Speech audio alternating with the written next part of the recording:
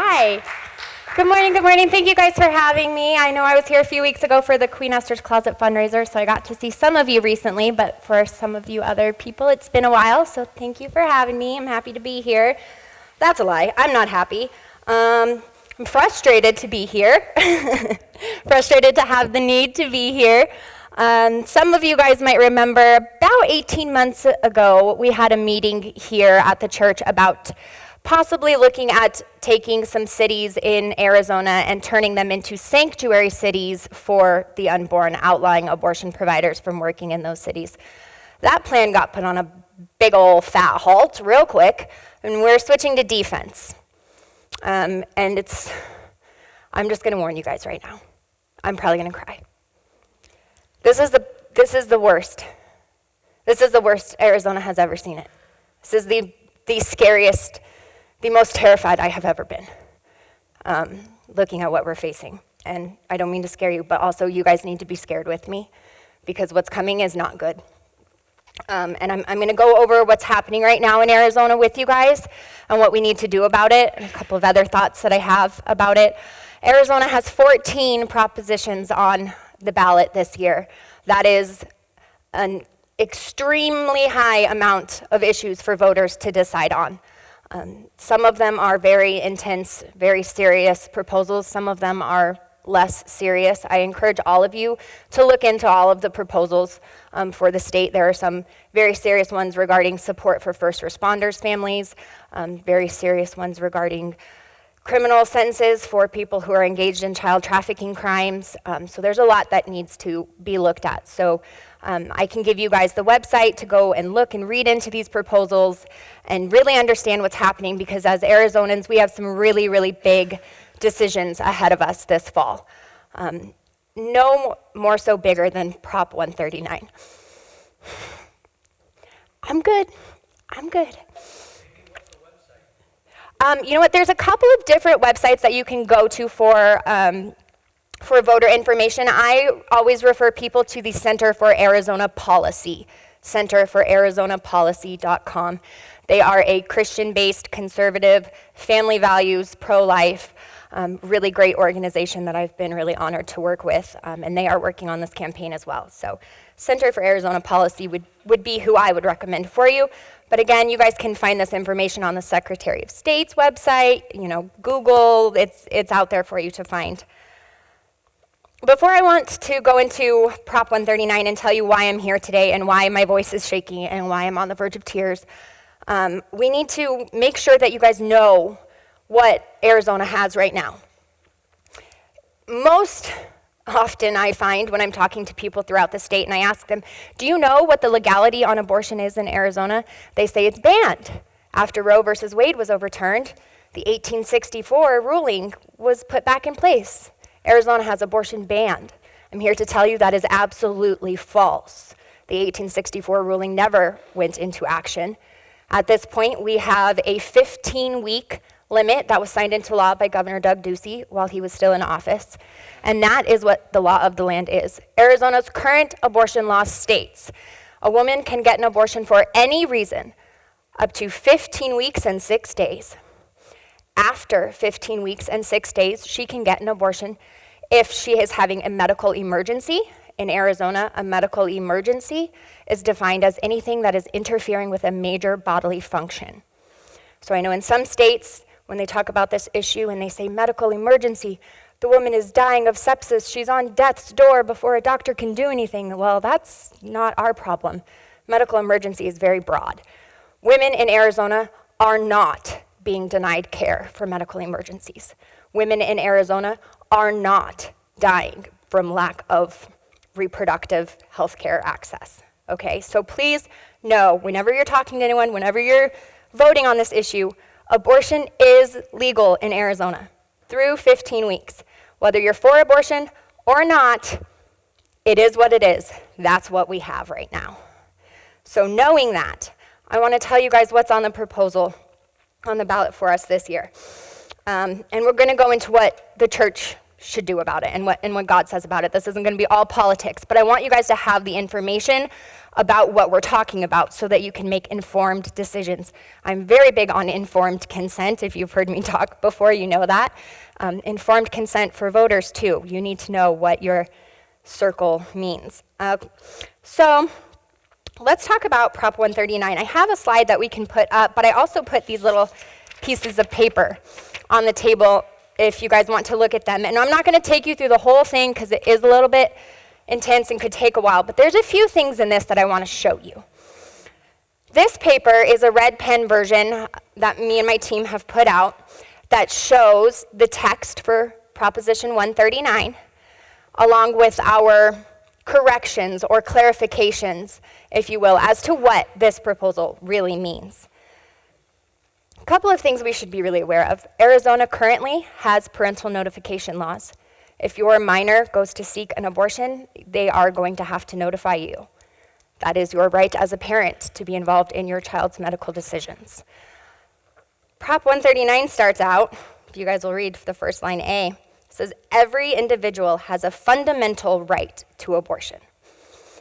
Prop 139 is a constitutional amendment for Arizona. It would change our state's constitution to make abortion a fundamental right. In America, what can we not interfere with? Fundamental rights. It's also written for every individual. Do you guys know what that means? If you look right there on the little arrow up to what it says, including minors. Every individual is not specified every adult individual. Every individual applies to every individual, including your teenage daughters. And they will not have to tell you. And the clinic will not report it to you because they don't have to, because your daughter has a fundamental right to an abortion. Something else that's really scary in this proposal is the fact that, again, because it is a fundamental right to an abortion, it would make safety precautions unenforceable. Right now, Arizona has an ultrasound requirement. It's very important that women access ultrasound before and after an abortion procedure. If she does not, and she takes the abortion pill and she's actually carrying an ectopic pregnancy, she will die. If she takes the abortion pill and doesn't have complete discharge of fetal remains and parts are left in her, she will go septic and she could very well die. This is why Arizona has the ultrasound law that is requiring ultrasounds to be provided before and after abortion procedures. That law will go away immediately. So women will be able to, let me rephrase that, young teen girls will be able to order the abortion pill, take it at home, not know if they're ectopic or not, which is terrifying, not know if they've actually gotten everything cleared out of their body or not, and could possibly go septic, and their parents would have no idea what's going on. They just, oh, she has a fever. I wonder why. You know, so that safety precaution is really scary. A couple of other things in here that are really important. You know, our 15-week limit, that allows for 95% of elective abortions. 15-week limit, 95% of elective abortions. That's a lot, guys. That's a lot. But that's not enough because Prop 139 is going to extend that to fetal viability. Fetal viability right now could be marked anywhere from 20 to 22 weeks based off of survivability rates. However, according to Prop 139, fetal viability is good faith judgment of the provider, where they can deem the fetus as viable if that fetus would not need extraordinary medical measures to have their life sustained if they were to be born. Pastor Jordan was born at 32 weeks. She required extensive medical intervention. Her lungs weren't fully formed. 32 weeks.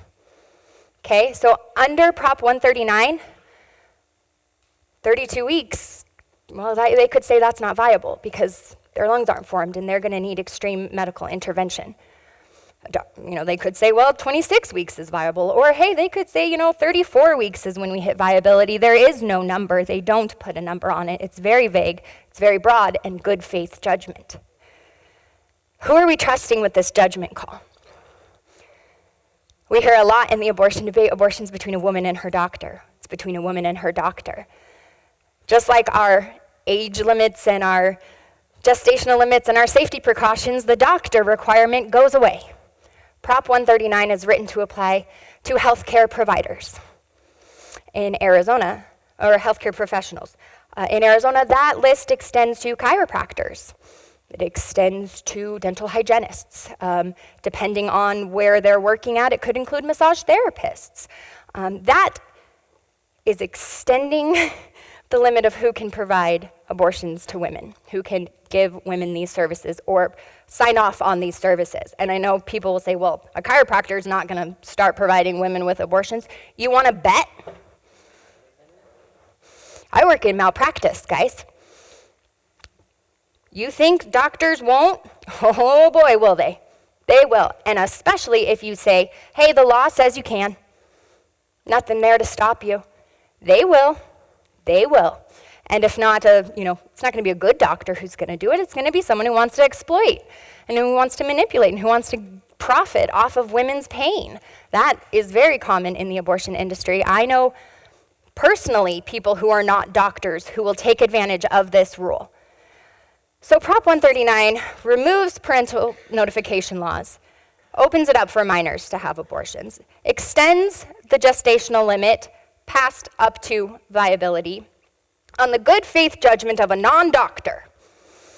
Then it says, by the way, if it's after viability, if that non-doctor says, well, the baby's probably viable, so you can't get an elective abortion, but it's no longer just for medical emergencies.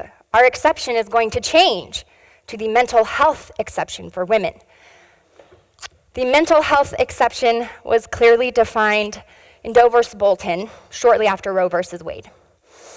And it says that the mental health exception for medical services is essentially whatever you want it to be. If you lose your job and you're extremely stressed, if you have a relationship breakup and now you're depressed, you could just be feeling bad. And again, I hear people say, well, a woman's not going to go seek a post-viability abortion because she's stressed or upset. You want to bet? Because we've seen them. I've seen them. I've spoken to them. I've worked their cases. I've worked their wrongful death cases. We've deposed their providers. They do it because the law lets them. And when the law says it's okay and it's not a big deal, why should we second guess that? So Prop 139 is essentially going to undo every safety precaution, every regulation, every safety net for women and girls, and it's going to make Arizona a late-term abortion destination. 8,000 to 10,000 abortions happen after 24 weeks every year in America, electively. And by the way, please know, anything I'm saying, feel free to question me, fact check me, talk to me after. I'm happy to give you credible, unbiased sources on all of my information. Please look into it. I'm not just saying this. 8,000 to 10,000 a year post-viability abortions electively in America every year. So that's what's going to come to Arizona if we don't vote no on Prop 139. I know the issue of abortion is really touchy. A lot of churches don't want to speak out about it. I know your church is pro-life, but that doesn't mean that people in this room or in this congregation overall don't have a different opinion on the issue of abortion or don't have a history or trauma or a past with abortion. So please know that nothing I'm saying today, I'm not saying it to shame anybody. I'm not saying it to force you guys to vote conservative Christian values. I'll be frank with you, this has nothing to do with politics. And yeah, we are gonna make it fit into religion right now, but it's not really about that either. It's just about saving people. Again, I work abortion malpractice. You never quite get over seeing when the 23-year-old woman dies with her 6-month-old baby halfway aborted in her body. It just stays. And I fear for the state of Arizona right now. I fear for people here. So now that we know what's coming with Prop 139, what this is. I feel a little helpless. What do we do? I have some Bible verses that might give us some encouragement. The first one is very commonly used to reference the pro-life fight, and I should have written them all down entirely. But I don't know if you guys want to pull that first one up for me. Rescue those being led to slaughter is a very common thought. I need to come down here so I can read this because I didn't write it all. Okay. Rescue those being led away to death. Hold back those staggering towards slaughter. If you say, but we knew nothing about this, does he who not weighs the heart perceive it? Does not he who guards your life know it? Will he not repay each person according to what he has done? Rescue those being led to slaughter. That seems like a pretty obvious be pro-life to me, because nobody is being led to slaughter in America more than the women and babies being led into abortion clinics. It is the highest death rate in America by far. Fortunately, they don't acknowledge it as a death rate. There's another verse in the Bible, the next one if you want to jump to that one. Things that make people sin are sure to come, he said, but how terrible it will be for anyone who causes those things to come. Suppose people lead one of these little ones to sin. It would be better for those people to be thrown into the sea with a millstone tied around their neck.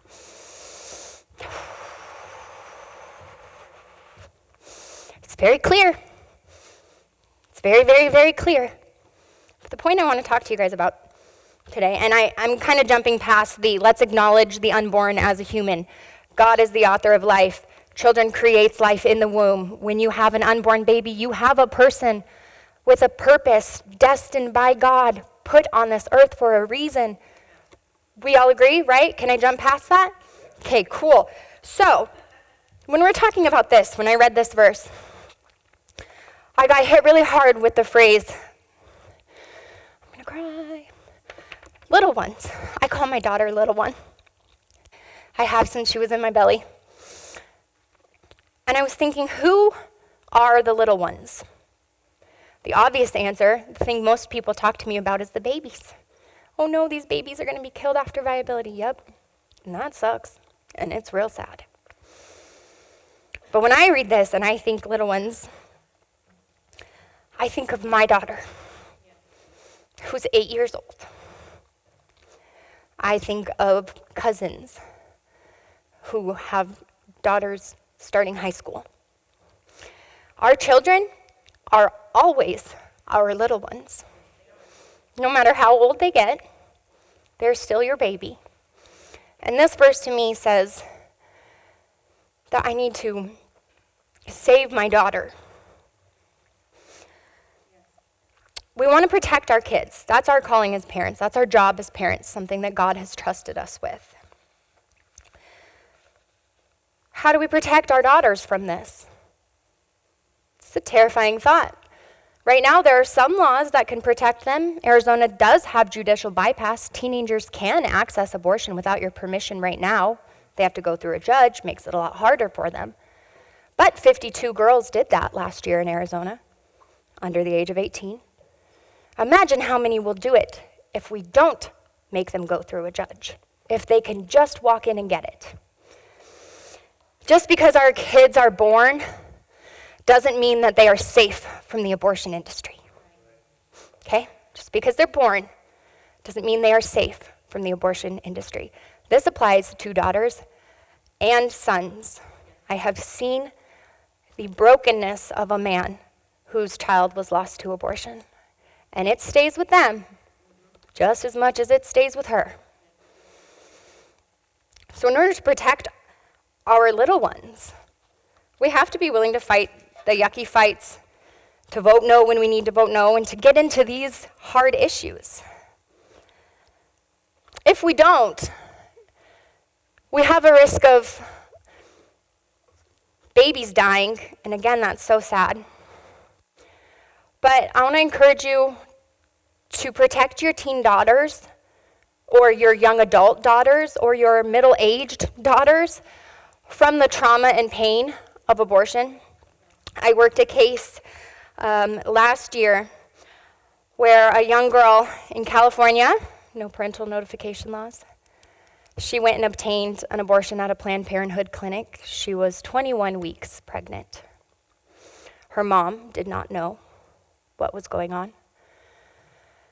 She went home after the initial start of the process. Depending on how far along you are, abortions can take a couple of days, and you have to go to the clinic one day and come back the next day. So she went the first day, and she took the pills. Mom didn't know where she was. She went home. She went home to take a shower. One of the risks of chemical abortions is spontaneous expulsion of a fetus. That means baby comes out when you're not ready for that baby to come out. And this young girl delivered her dead baby in her shower at her house, screaming, "Mom, Mom, Mom, I need help." Her mom went in the room, had no idea her daughter was even pregnant, let alone in the middle of an abortion procedure with a baby in her hands, sitting on the shower floor, sobbing. What do I do? They called the clinic. Planned Parenthood said, bring the baby's body back in. Bring it back into us. If you work in the legal field, you know exactly why they were doing that. Oh, never listen to them. But when you're a young girl who's in trauma and you're a mom who has no idea what's going on, and your daughter says, I'm working with this doctor, call the doctor, and you call the doctor, and the doctor says, come back into us, you can trust us, come into us. They did just that. The girl got in her car. I have the ring footage for the case, and I watched as this girl waddled out to the car, her mom walking behind her with a box. They get to the clinic. The nurse from the clinic comes running out, and she opens up the car door. Before they can say or do anything, grabs that box, rips it out of that hand. We've got this, takes it away inside. The woman's freaking out. They call the police. The police determine that unless we can get a funeral home to take this body in the next 2 hours, I guess we'll just let Planned Parenthood have it. And we didn't want to let that happen, because this body was now evidence of a malpractice case. Unfortunately, it's not going to be anything criminal, it's legal. So, got on the phone with a funeral home in California. They came, and thank God above, they came and picked up the baby. Took the baby to the morgue, and we had to determine, how old is this baby? Because one piece of paper said 20 weeks, one said 21 weeks, and one said 19. And when you're talking about legality, the difference between 19 and 21 is a death certificate. I will never forget baby Emery's ear. She was questionably between 19 and 21 weeks. Best case scenario, if Prop 139 passes, is that we will have providers erring on the lower level of viability, which is going to be 24 weeks.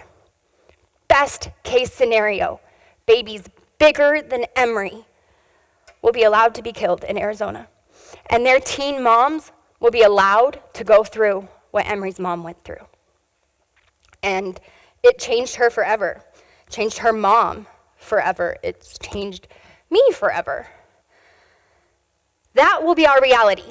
I want to let you know right now. And I know people are like, well, it won't happen to me. Yes, it will. You're not special. Abortion doesn't think you're too good to touch.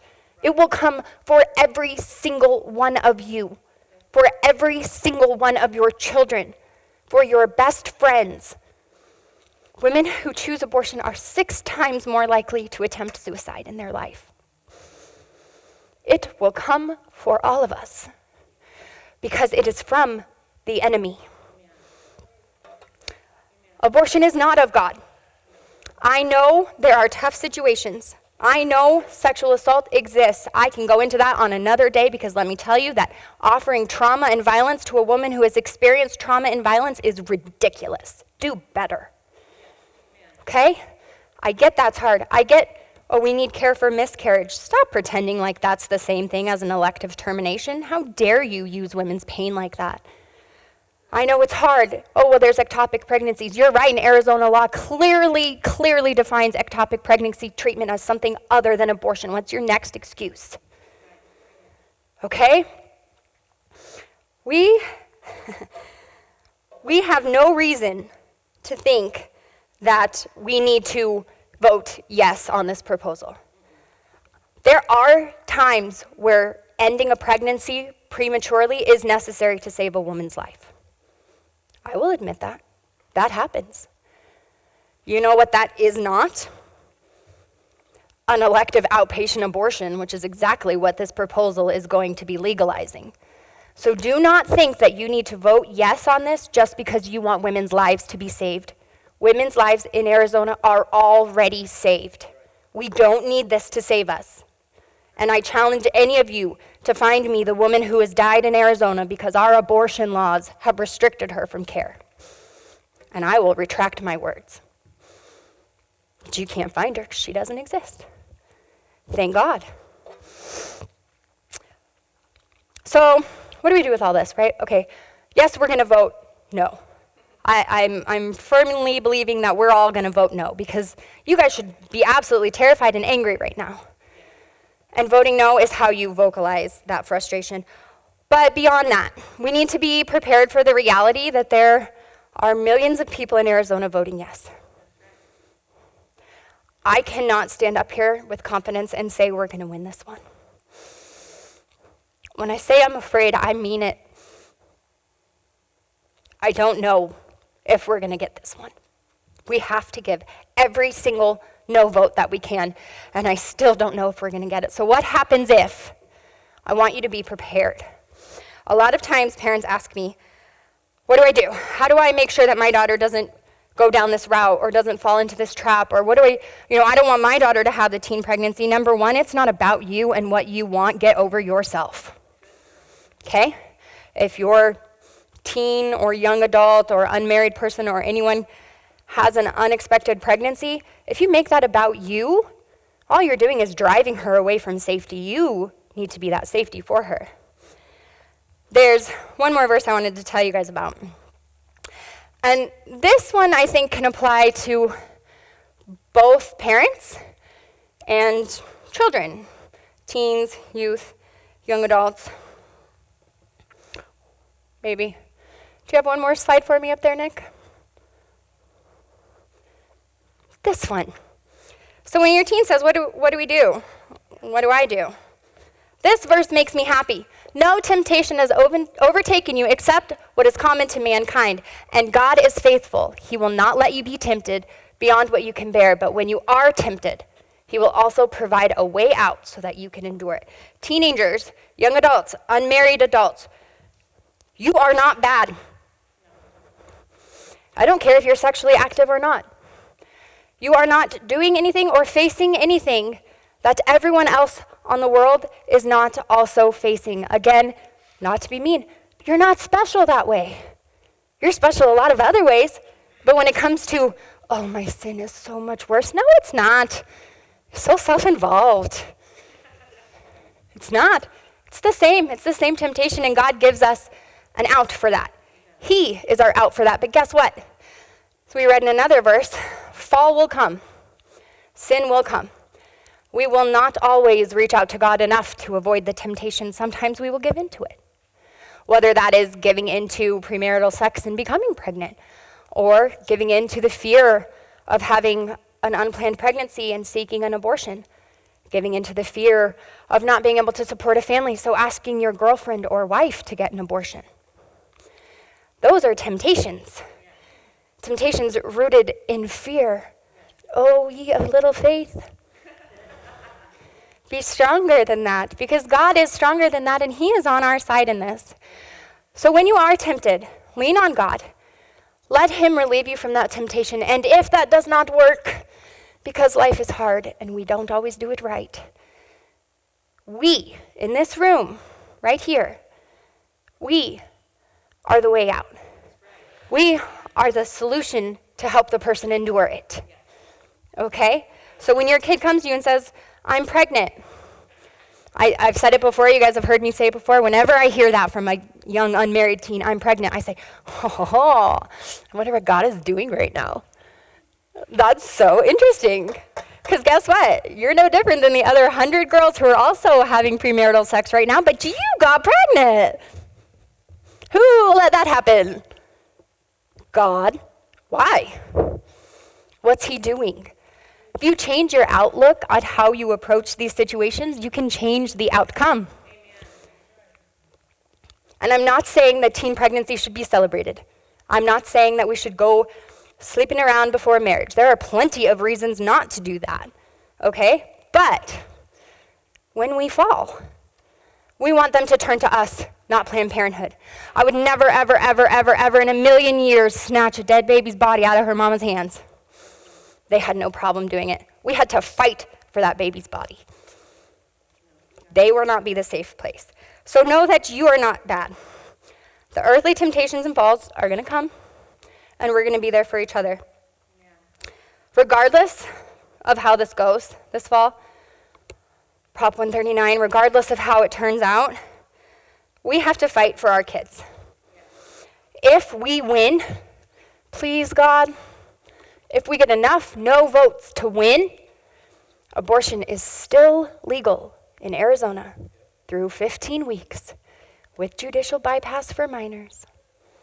Still, best case scenario for us right now is to keep that 15-week limit. Your children are not going to be safe regardless. Let's make them as safe as we can be. Our job is to vote no. For their lives, the babies' lives. I don't want more Emerys.